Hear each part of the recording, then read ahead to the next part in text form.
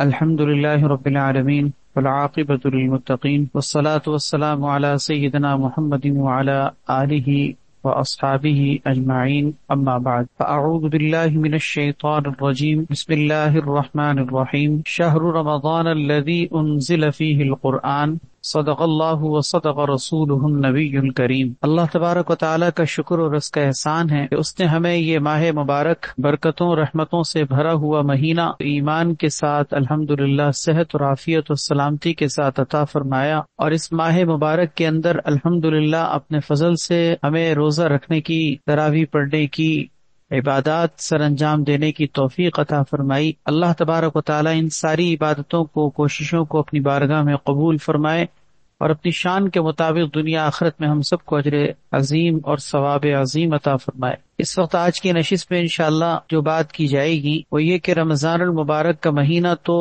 برکتوں، رحمتوں، فضیلتوں والا ہے، یہ تو ہر مومن جانتا ہے، اور ہر صاحب ایمان کو یہ بات معلوم ہے کہ رمضان المبارک ایک ایسا مہینہ ہے کہ جس میں اللہ تبارک و تعالیٰ کی رحمتیں بارش کی طریقے سے برس رہی ہوتی ہیں.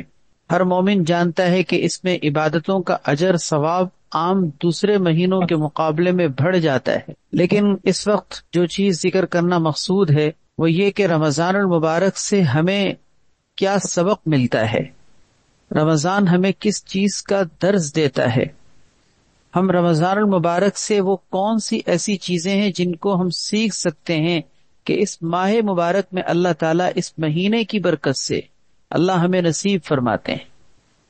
وہ چیز ہم ذرا غور کریں اور سوچیں، سمجھیں، پرکھیں تو ہمیں کچھ چیزیں ایسی ملتی ہیں کہ جن کو ہم اگر اچھے طریقے سے مزید بھرپور کوشش کے ساتھ حاصل کرنے کا اہتمام کریں گے تو انشاءاللہ ہمیں رمضان المبارک کی مقصدیت حاصل ہوگی. یعنی رمضان جس مقصد کے لیے ہمیں نصیب کیا ہے ہم اس مقصد کے پانے میں انشاءاللہ کامیاب ہوں گے. ورنہ ہر سال کی طرح یہ ماہ مبارک آ کے گزر تو جائے گا، ثواب بھی مل جائے گا، برکتیں بھی حاصل ہو جائیں گی، لیکن رمضان کا مقصد ہمیں نہیں ملے گا جب تک کہ یہ چیزیں جو میں انشاءاللہ آج ذکر کر رہا ہوں، جب تک ہم ان چیزوں کو فوکس نہیں کریں گے اس وقت تک ہمیں رمضان کا مقصد نہیں ملے گا.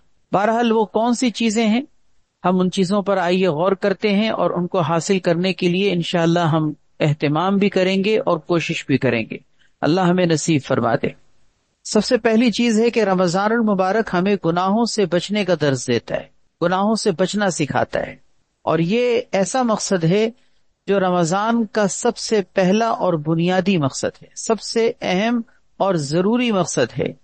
اگر کسی کو رمضان کا یہ مقصد حاصل نہ ہوا تو سمجھیں کہ رمضان کا کوئی مقصد اور رمضان کی کوئی حقیقت کی اس کو ہوا بھی نہیں لگی. اگر گناہوں سے بچنے کی دولت نہ ملی، اگر گناہوں سے بچنے کی توفیق نہ ملی، اور اگر ہمیں گناہوں سے بچنے کی طرف رمضان کی برکت سے توجہ نہ ہوئی تو سمجھیں کہ رمضان المبارک کی ہمیں روح بھی نہیں لگی. رمضان کا اصل مقصد اللہ تعالیٰ نے قرآن کریم میں سورہ بقرہ کے اندر ذکر کیا ہے کہ تم پر روزے اس لیے فرض کیے گئے ہیں تاکہ تم گناہ سے بچو، تاکہ تم تقوی اختیار کرو، تاکہ تم اللہ کے متقی پرہیزگار بندے بن جاؤ. تقوی کا مطلب گناہوں سے بچنا ہے. تو رمضان کا اصل مقصد اللہ تعالیٰ نے روزے اس لیے فرض کیے ہیں تاکہ بندے گناہوں سے بچنا سیکھ لیں، ان کی ٹریننگ ہو جائے. دیکھیں رمضان کے اندر جو جائز چیزیں ہیں، حلال چیزیں ہیں، ان چیزوں کو چھڑوانے کی اور ترک کرنے کی ہمیں ٹریننگ دی جاتی. ایک سحری کا وقت ختم ہونے سے پہلے پہلے آپ کھانا بھی کھا رہے ہیں، پانی بھی پی رہے ہیں، لیکن ایک ذرا سا سحری کا وقت کیا آیا، سارا کھانا پینا سب بند ہو گیا. اب آپ کے لیے وہ حلال چیزیں جو دسترخوان پہ رکھی ہوئی تھیں، جائز تھیں، حلال تھیں، لیکن سحری کا ٹائم ختم ہونے کے بعد وہ چیزیں ختم، اب آپ اس کو نہیں کھا سکتے. اب ایک مخصوص ٹائم کے بعد جب افطاری کا وقت آئے گا تو آپ اس حلال چیز کو استعمال کر سکتے ہیں. اس سے پہلے روزے کی حالت میں آپ کے لیے حلال چیزیں بھی کھانا درست نہیں ہے. تو اللہ تعالیٰ نے حلال چیزیں چھڑوائیں، اللہ تعالیٰ نے حلال چیزوں کو ترک کروایا، ان کو چھوڑنے کی اللہ تعالیٰ نے ہمیں مشق کروائی تاکہ ہم اس کے ذریعے سے ٹرین ہو جائیں اس بات پر کہ ہم حرام چیزوں کو بھی ترک کرنے کے قابل بن جائیں. کیونکہ جو مومن اللہ تعالی کے حکم کے مطابق حلال چیزوں کو ترک کر سکتا ہے، اس کے لیے حرام چیزوں سے بچنا تو اور بھی آسان ہوگا۔ تو ہمیں مشق کروائی جا رہی ہے، پورے مہینے ہمیں ٹریننگ دی جا رہی ہے۔ تو سب سے پہلے ہمیں فوکس کرنا ہے رمضان المبارک کے اندر اس چیز کو کہ ہم گناہ سے بچنا سیکھیں، ہم اللہ کے حکم کے مطابق اپنی حرام لذتوں کو چھوڑنا سیکھیں، رمضان کے اندر بھی سیکھیں، رمضان کے بعد بھی سیکھیں۔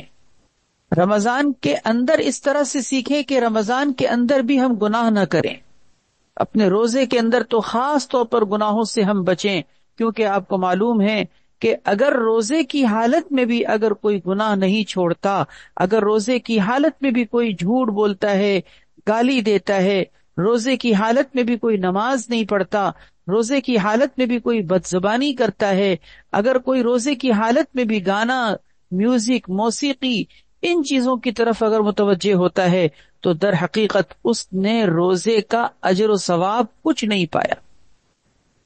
حدیث میں آتا ہے کتنے ہی روزے دار ایسے ہیں کہ جن کو ان کے روزے سے سوائے بھوک اور پیاس کے کچھ نصیب نہیں ہوتا، کچھ نصیب نہیں ہوتا، صرف بھوک اور پیاس ان کو بس ملتی ہے کہ صبح سے لے کے شام تک بھوکے پیاسے دن گزار دیے، لیکن فائدہ کچھ نہیں ہوا، نیکی کچھ نہیں ملی، اجر کچھ نہیں ملا۔ وہ کون سے روزے دار ہیں کہ جن کو ان کے روزے سے سوائے بھوک اور پیاس کے کچھ نہیں ملتا؟ وہ ایسے روزے دار ہیں کہ جنہوں نے روزہ رکھ کر گناہ کرنا نہیں چھوڑا۔ حدیث میں آتا ہے، یہ روایت مسند احمد کے اندر ہے، حدیث میں باقاعدہ قصہ ذکر کیا گیا ہے، اللہ کے نبی صلی اللہ علیہ وسلم کے پاس کچھ لوگ آئے اور آ کر کہا کہ یا رسول اللہ، دو عورتوں نے روزہ رکھا تھا لیکن روزہ رکھ کر بھوک پیاس اتنی شدت کی ہے کہ ان سے برداشت نہیں ہو رہا، ان کی جان پر بنائی ہے۔ نبی کریم صلی اللہ علیہ وسلم خاموش رہے، تھوڑی دیر بعد دوبارہ وہ آئے اور آ کر کہا یا رسول اللہ، وہ جو دو عورتیں ہیں ان کی حالت بہت بری ہو گئی ہے، وہ روزہ انہوں نے رکھا تو تھا لیکن اب ان سے برداشت نہیں ہو رہا۔ نبی کریم صلی اللہ علیہ وسلم نے ان دونوں عورتوں کو بلوایا، آپ صلی اللہ علیہ وسلم نے ایک پیالہ منگوا کر ان دونوں عورتوں سے فرمایا کہ تم قے کرو، الٹی کرو۔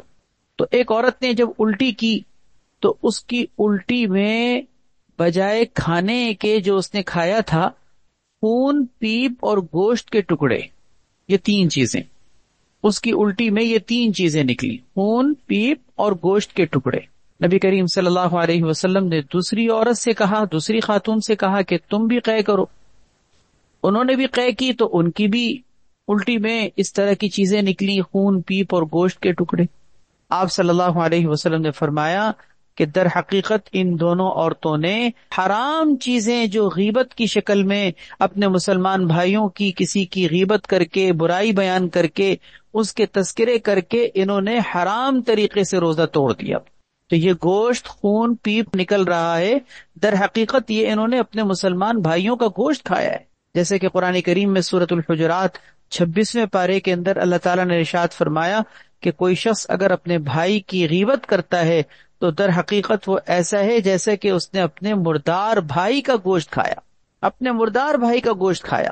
تو اللہ تعالیٰ نے ان عورتوں کو باقاعدہ نبی کریم صلی اللہ علیہ وسلم کے زمانے میں یہ چیز آنکھوں سے دکھا دی۔ اگر کوئی آنکھوں سے نہ بھی دیکھے تب بھی قرآن و حدیث کی روشنی میں یہ کہا جائے گا کہ اگر کوئی شخص اپنے کسی بھائی کی غیبت کر رہا ہے، اس کی برائی بیان کر رہا ہے، پیٹھ پیچھے اس کے برے تذکرے کر رہا ہے، تو در حقیقت وہ اپنے مردار بھائی کا گوشت کھا رہا ہے۔ اسی طرح ایک حدیث میں آتا ہے، نبی کریم صلی اللہ علیہ وسلم نے ارشاد فرمایا کہ جو شخص روزہ رکھ کر بھی بری بات اور برے کام کرنا نہ چھوڑے، اللہ تبارک و تعالیٰ کو کوئی حاجت نہیں کہ وہ اپنا کھانا پینا چھوڑے، اللہ تعالیٰ کو ایسے شخص کے بھوکا پیاسا رہنے کی کوئی ضرورت نہیں۔ بہرحال رمضان کا یہ بہت اہم مقصد ہے، سب سے اہم اور سب سے بنیادی اور ضروری مقصد ہے کہ ہم رمضان میں گناہ چھوڑنا سیکھیں، رمضان کے اندر بھی گناہ چھوڑنا سیکھیں، روزے کی حالت میں گناہ کرنا بھی چھوڑ دیں، اور رمضان کے بعد بھی ہم اس بات کا آج عزم کریں، ارادہ کریں، تہیہ کریں کہ انشاءاللہ رمضان کے بعد بھی ہم گناہ نہیں کریں گے، اللہ کی نافرمانی سے بچیں گے، اور انشاءاللہ ہم اللہ تعالیٰ کی کسی حکم کو توڑیں گے نہیں۔ اب تو رمضان ہمیں ٹریننگ دی جا رہی ہے، رمضان اس میں ہمیں مشق کروائی جا رہی ہے، ہمیں اس کے لیے ٹرین کیا جا رہا ہے کہ تم آئندہ گناہ سے بچنا سیکھ لو. یہی مقصد ہے رمضان کا جو اللہ تعالیٰ نے قرآن کریم میں سورہ بقرہ کے اندر ذکر کیا ہے. تو بہرحال پہلا اہم مقصد اور پہلا اہم سبق ہمیں رمضان سے کیا ملتا ہے؟ گناہوں سے بچنا. دوسری چیز ہمیں رمضان سے یہ ملتی ہے کہ قرآن سے تعلق قائم کرنا، قرآن سے تعلق قائم کرنا، یہ دوسری چیز ہے اور بہت اہم چیز ہے کہ رمضان کی برکت سے ہم قرآن سے تعلق قائم کرنا سیکھیں. کیونکہ رمضان کا تعارف، رمضان کا انٹروڈکشن کیا کیا گیا، آپ ذرا غور کیجئے گا. اور قرآن کریم کی آیت میں اللہ تعالیٰ نے رمضان کا جب تعارف کرایا، اس کا انٹروڈکشن کروایا ہے، تو اس کو ایک جملے سے بیان کیا، شہر رمضان الذی انزل فیہ القرآن. فرمایا رمضان کا مہینہ یہ وہ مہینہ ہے جس میں قرآن اترا ہے. اللہ اکبر. آپ دیکھیں ذرا کہ رمضان کا تعارف کرایا جا رہا ہے قرآن سے. رمضان کا مہینہ کون سا مہینہ؟ جس میں قرآن اترا ہے. تو اس کا مطلب کیا ہوا؟ رمضان کا تعارف کیا ہے؟ قرآن.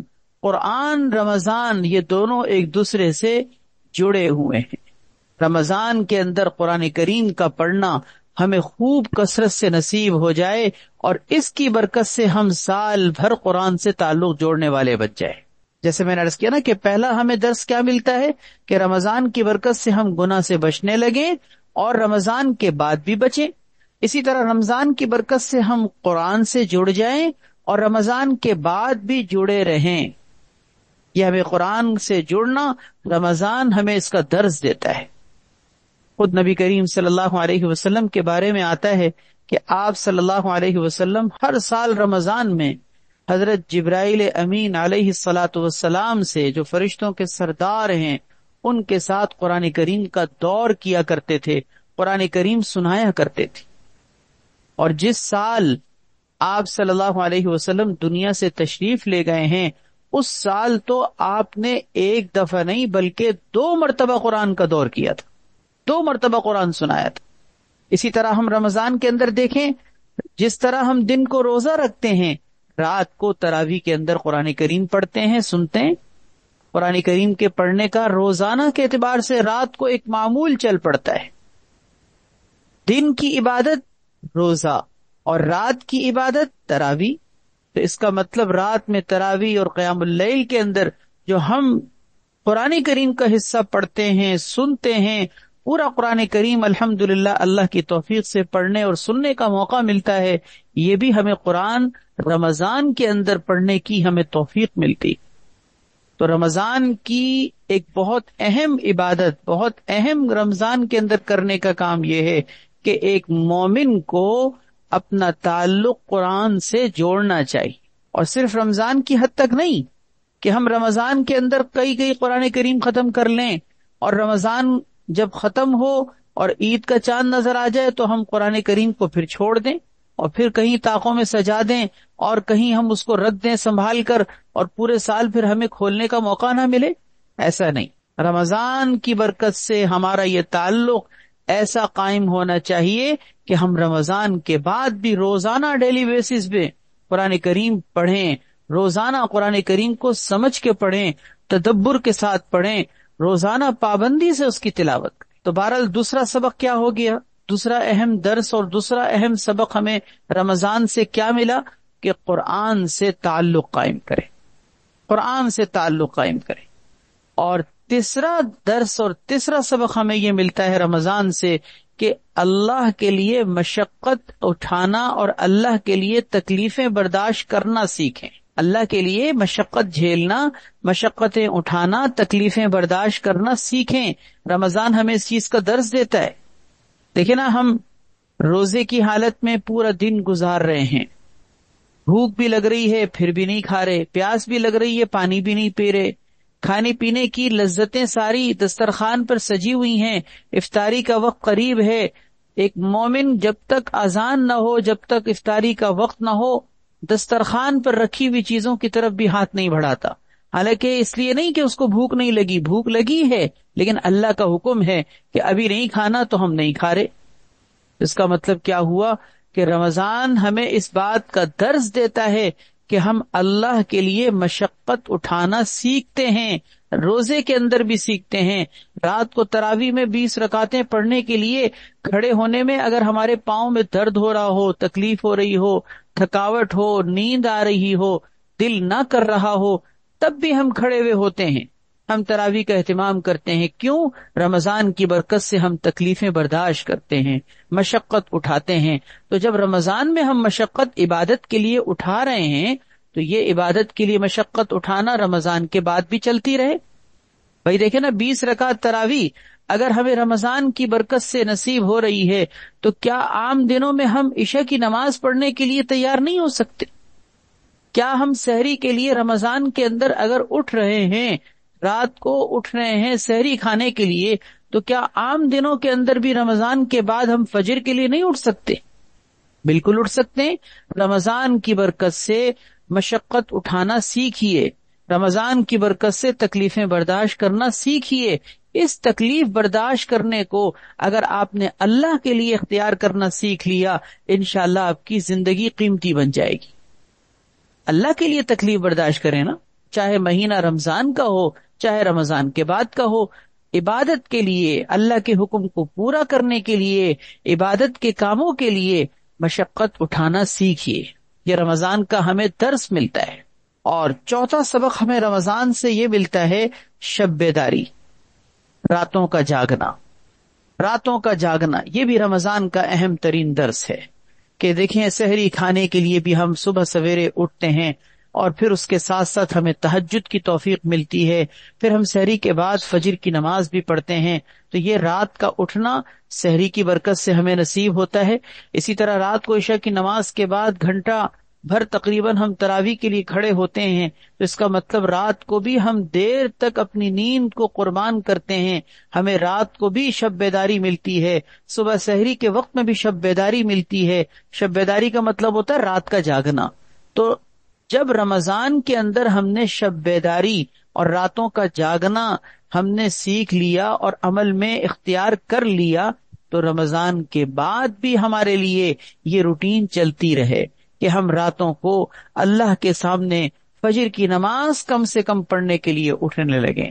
اسی طرح اور ہمت کریں، اور سحری کے وقت میں ہم رمضان میں اٹھتے تھے، رمضان کے بعد بھی ہماری شب بیداری تہجد کی صورت میں چلتی رہے. اس کا مطلب یہ ہوا کہ رمضان سے ہم شب بیداری کو سیکھیں، اللہ کے لیے راتوں کو اٹھنا سیکھیں، تہجد میں بیدار ہونا سیکھیں، فجر کی نماز کے اہتمام کے لیے اٹھنا سیکھیں. یہ چوتھا سبق ہو گیا. پانچواں سبق یہ ہے، رمضان ہمیں غمخواری کا درس دیتا ہے. غمخواری کا، غریبوں مسکینوں کے ساتھ غمخواری کرنا، ان کے درد کو سمجھنا، ان کی مفلسی اور فقر و فاقے کے درد کو محسوس کرنا، رمضان ہمیں اس کا درس دیتا ہے. حدیث میں آتا ہے، نبی کریم صلی اللہ علیہ وسلم نے ارشاد فرمایا، رمضان کے مہینے کو آپ نے شہر المواسات قرار دیا. شہر المواسات کا مطلب ہوتا ہے غمخواری کا مہینہ. یہ مہینہ غمخواری کا مہینہ ہے. اس مہینے میں ہمیں اپنے دنیا بھر کے اندر جتنے بھی مفلسی کا شکار، غربت کا شکار، فقر و فاقے کے شکار مسلمان ہیں، ہمیں ان کا درد محسوس ہو، اور جہاں تک ہماری پہنچ ہے اپنے گرد و پیش میں ہم ان کے غم کو دور کرنے کی کوشش کریں، سخاوت کے ذریعے سے، صدقے کے ذریعے سے، اسی طرح اللہ کے راستے میں خرچ کرنے کے ذریعے سے، افطاری کرانے کے ذریعے سے، زکوٰۃ اور صدقہ فطر کی ادائیگی کے ذریعے سے. رمضان ہمیں اس چیز کا درس دیتا ہے. حدیث میں آتا ہے، اللہ کے نبی صلی اللہ علیہ وسلم کی سخاوت رمضان کے اندر اتنی بڑھ جاتی تھی کہ جھونکے مارتی ہوا سے زیادہ ہو جاتی تھی. جھونکے مارنے والی ہوا کا مطلب تیز ہوا کے تھپیڑے چل رہے ہوں، ہوا تیز جھونکے مارتی ہوا چل رہی ہو تو ہوا سے کوئی محفوظ نہیں ہوتا، سب کو ہوا پہنچ رہی ہوتی ہے. تو نبی کریم صلی اللہ علیہ وسلم کی سخاوت کا دریا تو سال بھر بہتا تھا. آپ تو پورے سال اور ساری زندگی اور سال کے ہر دن آپ سخی تھے، اور آپ کی سخاوت تو کوئی سال کا دن ایسا نہیں ہوتا تھا کہ جس میں آپ کی سخاوت کے دریا نہ بہ رہے ہوں. لیکن رمضان میں آپ کی وہ سخاوت اور بڑھ جاتی تھی.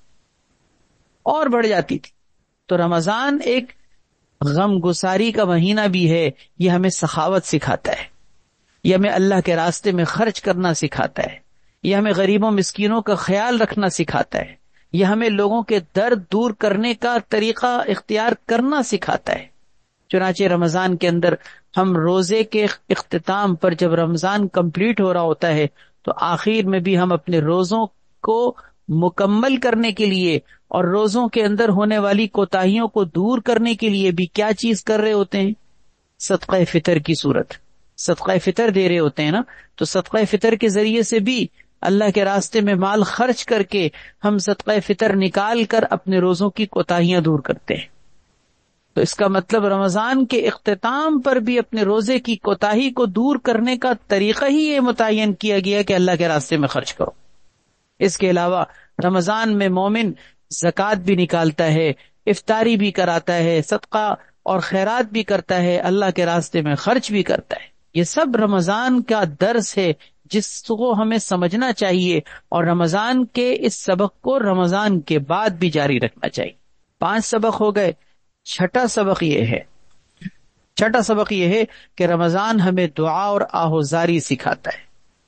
دعا اور آہوزاری یعنی اس کا مطلب یہ ہے کہ رمضان سے ہمیں یہ چیز بھی سیکھنی چاہیے کہ جس طرح ہم رمضان میں افطاری کے وقت میں دعا کر رہے ہوتے ہیں، سحری کے وقت میں دعائیں مانگ رہے ہوتے ہیں، جس طرح ہم رمضان کے اندر قبولیت کے مقامات پر، قبولیت کے اوقات میں ہم خوب دعائیں کرتے ہیں، کیونکہ ہم سب کو پتہ ہے کہ رمضان میں اللہ دعائیں بہت قبول کرتے ہیں، تو ہمیں رمضان سے یہ درس سیکھنا چاہیے، رمضان سے یہ سبق حاصل کرنا چاہیے کہ رمضان کے بعد بھی ہماری دعاؤں کا سلسلہ چلتا رہے، کیونکہ اللہ تعالیٰ نے یہ تھوڑی کہا کہ تم دعا مانگو تو میں رمضان میں قبول کروں گا، صرف نہیں، اللہ تعالیٰ نے عمومی طور پر یہ وعدہ کیا ہے۔ قرآن کریم میں اللہ تعالیٰ نے ارشاد فرمایا ہے کہ تم مجھ سے دعا مانگو، استجب لکم، میں تمہاری دعا قبول کروں گا۔ اسی طرح سورہ بقرہ میں اللہ نے فرمایا اجیب دعوت الداعی اذا دعان، جب مانگنے والا مجھ سے مانگتا ہے تو میں اس کی دعا کو قبول کرتا ہوں۔ تو دعا اللہ تعالیٰ ہر حال میں قبول کرتے ہیں، چاہے مہینہ رمضان کا ہو، چاہے رمضان کے علاوہ کا ہو، چاہے آپ بیت اللہ کے گرد چکر لگا رہے ہوں، خانہ کعبہ کے گرد طواف کر رہے ہوں، یا آپ خانہ کعبہ کے پاس نہ ہوں، چاہے آپ مخصوص اوقات یا مخصوص جگہوں میں ہوں یا دنیا کے کسی بھی خطے اور جگہ میں ہوں، جہاں بھی آپ نے اللہ کے سامنے ہاتھ اٹھا دیا، اور ہاتھ اٹھانا بھی ضروری نہیں، چلتے چلتے بھی آپ نے اللہ سے اگر مانگنا شروع کر دیا، اللہ وہ ذات ہے جو آپ کو ہر جگہ آپ کی دعا کے مطابق آپ کی دعا کو پورا کرے گی۔ تو رمضان سے یہ سبق سیکھیں، جب ہم رمضان میں دعا کرنا سیکھتے ہیں، رمضان میں اللہ کے سامنے آہوزاری کرتے ہیں، تو رمضان کے علاوہ بھی ہمیں دعا کے اس درس کو، دعا کے اس سبق کو اپنی زندگی میں ہمیشہ اختیار کرنا چاہیے۔ اور آخری چیز رمضان کے اندر وہ یہ بھی ہمیں ملتی ہے کہ باہمی الفت اور محبت، ایک دوسرے سے محبت کا تعلق، ایک دوسرے سے الفت کا تعلق، آپس کی عداوتوں نفرتوں کا ختم کرنا، آپس کے جھگڑوں اور آپس کی لڑائیوں کا ختم کرنا، یہ بھی رمضان ہمیں درس دیتا ہے۔ وہ کیسے دیتا ہے؟ آپ نے سنا ہوگا، حدیث میں اس بات کی وضاحت موجود ہے کہ نبی کریم صلی اللہ علیہ وسلم نے رمضان المبارک کے قیمتی اوقات کے اندر، اور خاص طور پر رمضان کے آخری عشرے میں جو طاق راتوں میں شب قدر رکھی گئی ہے، اس شب قدر میں اللہ کے نبی صلی اللہ علیہ وسلم نے فرمایا سب کی مغفرت ہو جاتی ہے لیکن 4 افراد کی نہیں ہوتی۔ مشہور حدیث ہے 4 افراد کی مغفرت نہیں ہوتی۔ آپ ان پہ غور کیجئے، 4 میں سے 3 افراد وہ ہیں جن کے آپس میں تعلقات کے اندر لڑائی جھگڑے ہوتے ہیں۔ مثلا ایک شخص وہ ہے کہ جو اپنے والدین کا نافرمان ہو، اس کی مغفرت نہیں ہوتی۔ دوسرا شخص وہ ہے کہ جس نے کسی اپنے رشتہ داروں سے قطع رحمی کر رکھی ہو، رشتے ناطے کاٹ رکھے ہوں، اس کی مغفرت نہیں ہوتی۔ اور تیسرا وہ شخص کہ جس کے دل میں اپنے کسی مسلمان بھائی کے لیے کینہ ہو، نفرت ہو، نفرت کے دل میں انگارے سلگ رہے ہوں، جس کو کینہ کہا جاتا ہے۔ ان تینوں کے بارے میں آپ غور کریں، یہ تینوں لڑنے والے، جھگڑنے والے، آپس میں عداوت رکھنے والے، چاہے والدین کے ساتھ ان کی لڑائی جھگڑے کی شکل ہو، چاہے رشتہ داروں کے ساتھ ہو، چاہے وہ عام کسی مسلمان بھائی کے ساتھ کینے کا تعلق ہو، تینوں شکلوں میں آپ دیکھیں کہ یہ لڑائی جھگڑے کی وجہ سے محرومی ہو رہی ہے، رمضان کی برکتیں نہیں مل رہی، شب قدر کی مغفرت نصیب نہیں ہو رہی، اللہ تعالیٰ کی طرف سے دعاؤں کی قبولیت نہیں ہو رہی۔ ان تینوں کی صورتحال یہ ہے کہ جھگڑے کی وجہ سے محروم رہ جاتے۔ چوتھا شخص وہ ہے جو شراب نوشی کرنے والا ہو، شراب کا جو عادی ہے، شراب پینے والا، اس کی بھی مغفرت نہیں ہوتی۔ تو ان چاروں میں آپ دیکھیں تین کا تعلق یہ لڑائی جھگڑے سے ہے۔ تو ہمیں کیا پتہ چلا؟ رمضان سے ہمیں یہ چیز ملی، رمضان سے ہمیں یہ سبق ملا کہ ہمیں آپس میں لڑائی جھگڑے نہیں رکھنے چاہیے۔ جب ہم رمضان کے اندر صلح صفائی کرتے ہیں، آپس کے لڑائی جھگڑوں کو ختم کرتے ہیں، ہم آپس کے تعلقات کو بہتر بناتے ہیں، یہ سوچ کر کہ کہیں مغفرت سے ہم محروم نہ رہ جائیں، تو رمضان کے اس سبق کو، رمضان کے اس درس کو ہم رمضان کے بعد بھی اپنی زندگیوں میں نافذ کریں۔ آپس کے لڑائی جھگڑوں سے بچیں، آپس کے گالم گلوچ سے بچیں، آپس کی نفرتوں کے تعلقات سے بچیں، آپس میں دلوں کو بھی ایک دوسرے سے صاف ستھرا رکھیں۔ اللہ تعالیٰ صاف ستھرے دل کو بہت پسند کرتے ہیں۔ جب کینہ ہو دل کے اندر، نفرت کے اور عداوت کے جذبات ہوں، تو حدیث کے مطابق شب قدر میں بھی مغفرت نہیں ہوتی، شب برات کے اندر بھی مغفرت نہیں ہوتی۔ تو رمضان سے حاصل ہونے والے یہ چند اہم ترین سبق آپ کے سامنے ذکر کیے گئے ہیں۔ اللہ تبارک و تعالیٰ سے دعا ہے کہ اللہ تعالیٰ ہمیں ان تمام چیزوں پہ غور کرنے کی اور ان چیزوں کو حاصل کرنے کی اور عملی زندگی کے اندر آئندہ بھی ان چیزوں کو اختیار کرنے کی توفیق عطا فرمائے۔ وآخر دعوانا ان الحمد للہ رب العالمین۔ الحمد للہ رب العالمین والعاقبۃ للمتقین والصلاۃ والسلام علی سیدنا محمد وعلی آلہ واصحابہ اجمعین۔ یا ارحم الراحمین، یا ذی الجلال والاکرام، اپنے فضل و کرم سے اس ماہ مبارک میں یا اللہ ہم سب کی کامل مغفرت فرما دے۔ اس ماہ مبارک کی برکتوں کو اور رحمتوں کو دونوں ہاتھوں سے لوٹنے کی، سمیٹنے کی اور اپنے دامن اور اپنی جھولیوں کو بھرنے کی توفیق عطا فرما۔ اے اللہ اس ماہ مبارک کی برکت سے ہم سب کی گردنیں جہنم سے آزاد فرما۔ اے اللہ ہم سب کی زندگیوں کو رحمتوں سے، برکتوں سے بھر دیجیے، عافیت اور سکون کی زندگی نصیب فرما، خوشیاں عطا فرما، راحتوں اور برکتوں سے مالا مال فرما۔ اے رب کریم اپنے فضل سے، اپنے کرم سے روزہ رکھنا، تراویح پڑھنا، عبادات سر انجام دینا، خیر کے کاموں میں، بھلائی کے کاموں میں بڑھ چڑھ کر حصہ لینا، یہ ساری چیزیں ہم سب کے لیے آسان کر دیجیے۔ یا اللہ ہم سب کے لیے آسان کر دیجیے اور قبول فرما دیجیے۔ اے رب کریم اپنے فضل سے، اپنے کرم سے، یا اللہ ہم سب کو نیکیوں کے کاموں کی طرف سبقت کرنے کی، آگے بڑھ چڑھ کر حصہ لینے کی توفیق عطا فرما۔ اور یا اللہ رمضان کے یہ جو حاصل ہونے والے اسباق ہیں، رمضان سے حاصل ہونے والے جو نتائج ہم نے آج سنے ہیں، اے اللہ یہ ہمیں نصیب فرما دے، ہمیں ان چیزوں کو عملی زندگی کے اندر ہمیشہ اختیار کرنے کی توفیق عطا فرما۔ یا اللہ گناہوں سے بچنا ہمارے لیے آسان فرما، قرآن کریم سے تعلق قائم کرنا ہمارے لیے آسان فرما۔ یا اللہ ہمیں عبادات کے اندر جو مشقتیں پیش آتی ہیں ان کو خندہ پیشانی کے ساتھ جھیلنا اور برداشت کرنا آسان فرما دیجیے۔ شب بیداری کی ہمیں توفیق عطا فرما۔ یا اللہ رمضان کی برکت سے ہمیں غریبوں مسکینوں کی غمخواری نصیب فرما، سخاوت اور دریا دلی نصیب فرما، آپس میں باہمی الفت اور محبت اور دلوں کی صفائی نصیب فرما، اور یا اللہ ہمیں دعاؤں اور آہوزاری کی کیفیت نصیب فرما۔ یہ رمضان کے اسباق یا اللہ ہم سب کو نصیب فرما دے۔ اے اللہ ہماری اس مجلس کو اپنی بارگاہ میں قبول فرما، اس میں تمام جتنے شرکت کرنے والے ہیں یا اللہ سب کو ان کے تمام جائز مقاصد پہ کامیابی نصیب فرما، سب کی پریشانیوں کو دور فرما، سب کے دلوں میں جو موجود حاجتیں ہیں یا اللہ مستقبل کے حوالے سے نیک عزائم ہیں یا اللہ ان کی تکمیل فرما، ان میں کامیابی نصیب فرما۔ یا اللہ ہم سب کی دعاؤں کو محض اپنے فضل و کرم سے قبول فرما۔ وصلی اللہ تعالی علی خیر خلقہ سیدنا محمد وعلی آلہ واصحابہ اجمعین، آمین برحمتک یا ارحم الراحمین۔